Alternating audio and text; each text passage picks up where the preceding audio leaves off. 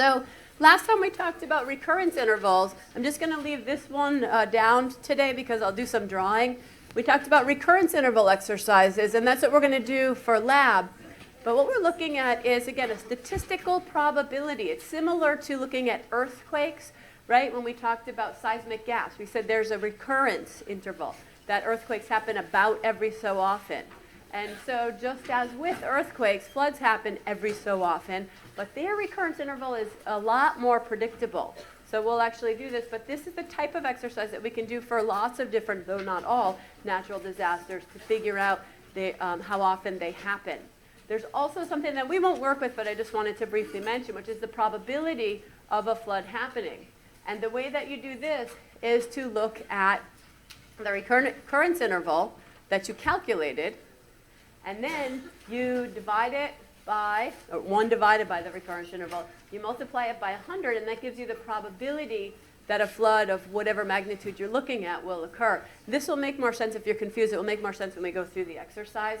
So for example, if you've calculated that a flood is happening, that's Q, a magnitude, or sorry, a discharge of 3,000 cubic feet per second happens only once every 50 years, then all you have to do is divide 1 by 50, multiply by 100, and you see that there's a 2% chance of that flood happening in any given year. Now, we always in this class talk about linkages between other natural disasters, and so we'll see that in Boston and many other places, the recurrence interval, how often these floods are happening, especially the big ones, are happening more and more frequently, and this is likely due to climate change. So we've gotten the 100-year flood 3 years in a row. And so again, by definition, the 100-year flood, what we're going to calculate today is a flood that's so large that you can expect it once every 100 years. So this is a tough situation in many places. So to finish up looking at floods, we're kind of hearkening back to the Q equals V times A equation, looking at how the discharge, how much water is flowing per unit time, is equal to the velocity multiplied by the area that there is for the flood to flow through, the water to flow through. So when we're figuring out how to get something to not flood, we play with those the two equation pieces, V and A, and I'm going to turn the light on, and hydrographs. So for example, when we are able to build an impoundment reservoir or retention basin, slightly different, but we call it the same thing, what we're doing is, I wish we could turn this light on. So if we have a river that's here, and you have a city that's built up on the side of this river, and this city floods a lot because maybe in the drainage basin there's a lot of pavement, so there's no infiltration or very little infiltration, so there's going to be a flood. If this is the hydrograph that you expect usually for a flood, right, where the dashed line is the maximum amount that river can hold, and this city is flooding over and over and over, everything above that dashed line, this is the bank full discharge, the maximum amount the river can hold, is a flood. Then what we can do is to actually smear out that hydrograph and keep the water constrained by the banks by up gradient of the river where you have the space to do it. You make a big impoundment reservoir, which is like a big concrete swimming pool. So what happens is when it starts raining, when the water starts to rise in that river, you lower a sluice gate here, and you divert water in when the water's rising. And so obviously that means there's less water coming downstream. And then when the precipitation event is over, you pump the water back out of that retention basin in preparation for the next flood. So what you do is essentially take this and turn it into, well, I'll do it right here.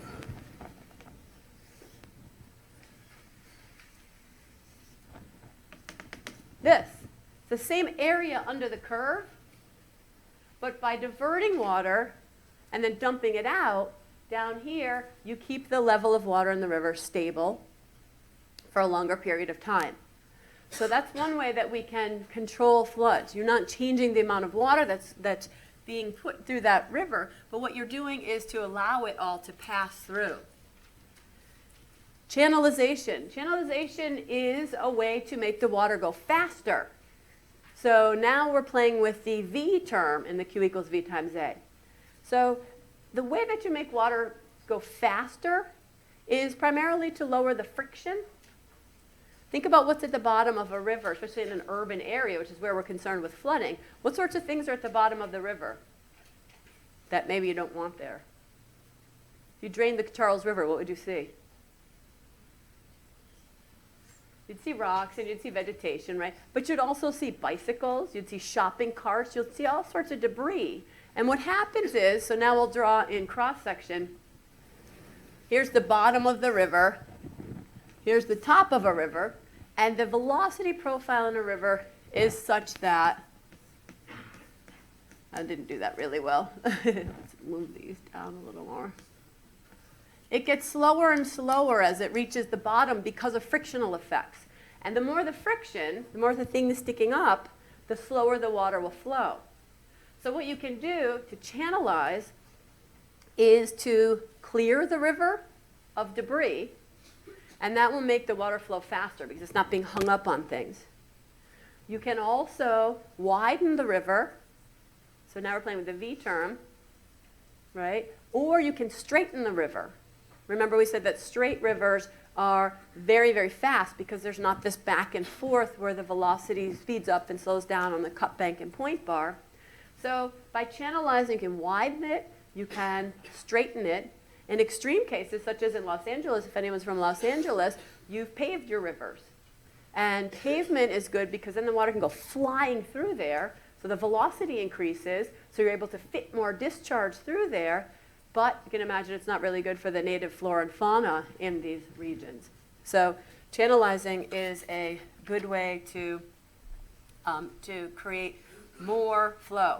So you can widen it, you can clear it, you can straighten it.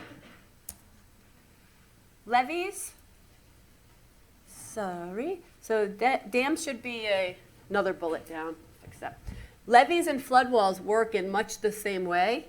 And what you're doing with a levee or a flood wall is actually to deepen the river, but instead of deepening it by digging down, you're going upwards. So let's look at that.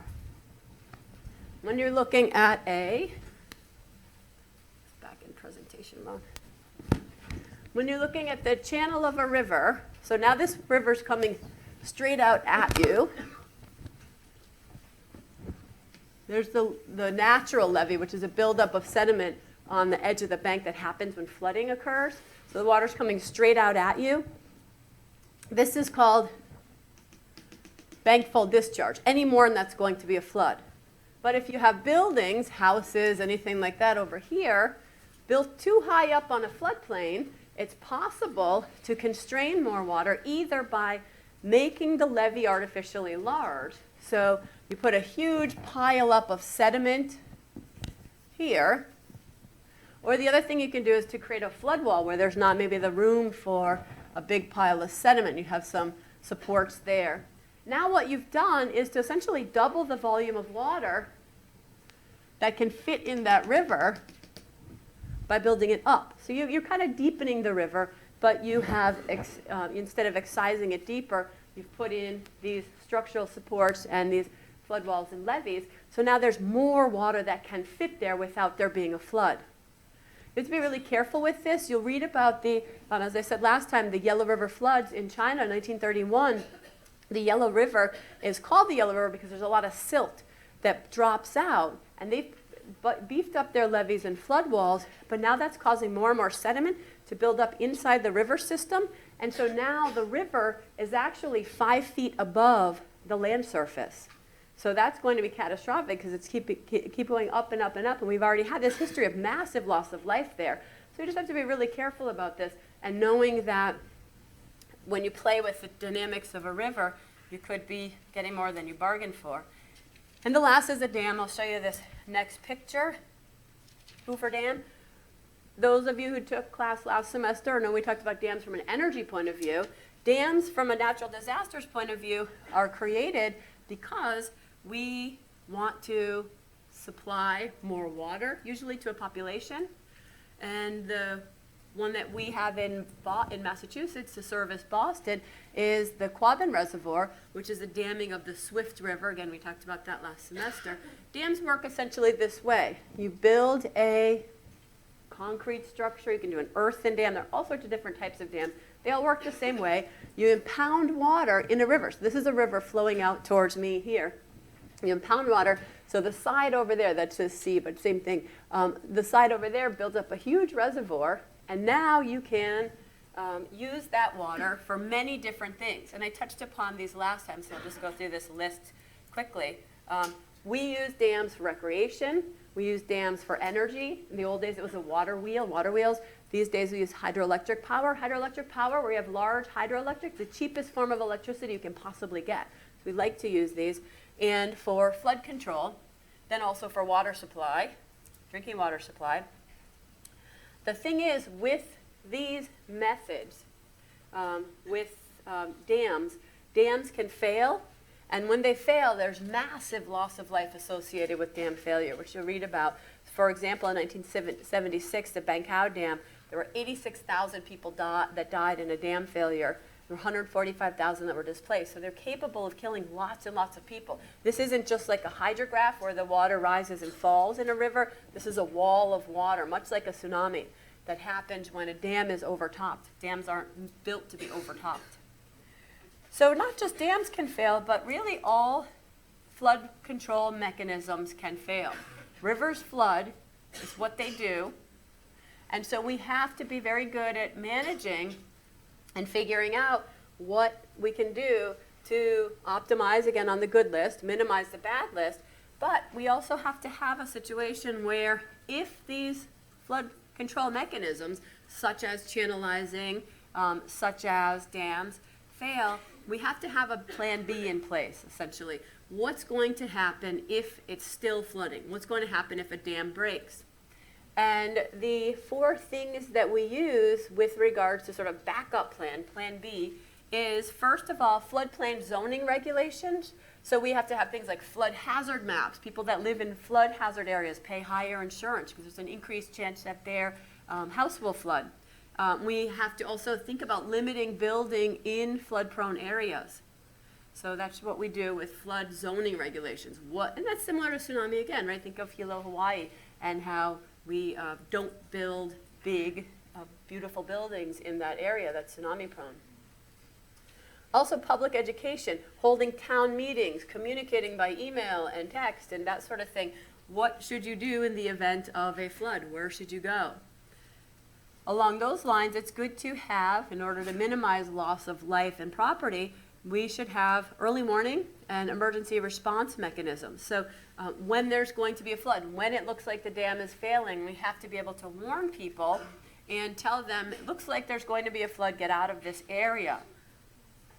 So the last two pieces here, historically, we have provided through FEMA, through your insurance payouts, through those sorts of things, people with compensation for when their houses have flooded.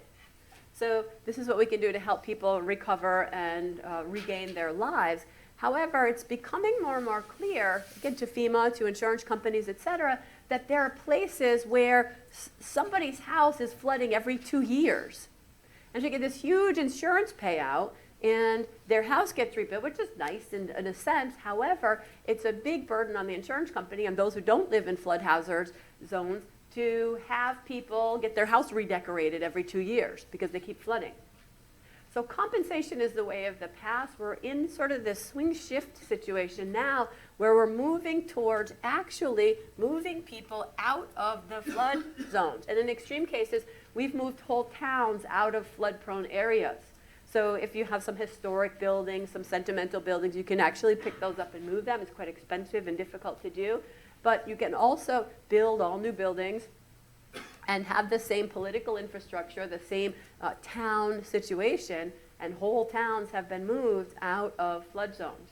So again, you can read about that in the book in interest of time. So we're really sort of moving forward and saying, what can we do to lower loss of life? We've gotten really good at that through these other things, but now we're in a situation where we're losing more and more through property damage every year. So we're trying to get that down now. And this is a place perhaps no more close eye is paid to flooding than New Orleans. I'll just put these all out and talk for a second about this. New Orleans, we saw the film on Hurricane Katrina, so you know what happened there. And we talked about this already. New Orleans is kind of like a bathtub, a reverse bathtub, if you will, where it's called the Crescent City. It's called the Crescent City because it's on the last bend or meander of the Mississippi River.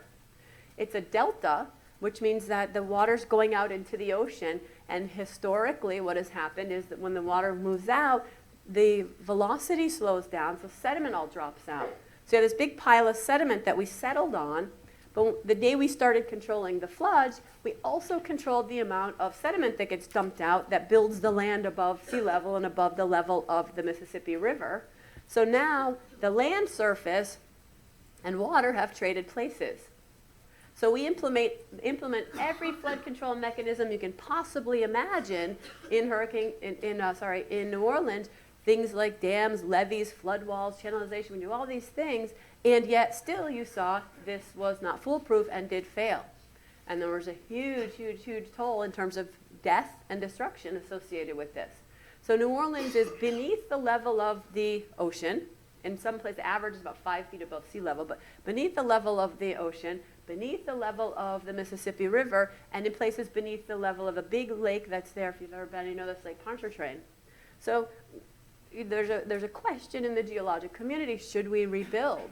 Should we rebuild this city? It's a beautiful old historic city with many cool things associated with it, but it's in the track of major hurricanes. The Mississippi River floods more and more every year, and this is a bad situation. So this is not something that I can give you a concrete